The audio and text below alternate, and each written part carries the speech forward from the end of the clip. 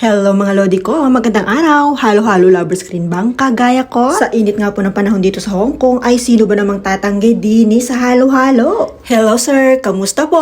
Para lang tayo nasa Pilipinas. Kahit saan dini sa Hong Kong ay may mga tinda ng halo-halo. Nalalaway ka na ba sa ube? Dagdagan pa ng napakasarap na leche plan. Ako nga po pala ang inyong ate Nancy na mahilig maglibot. Ipinakikilala ng Merienda Hong Kong ang kanilang napakasarap na halo-halo. Dito po yan sa Sai Ying Pun Exit A2.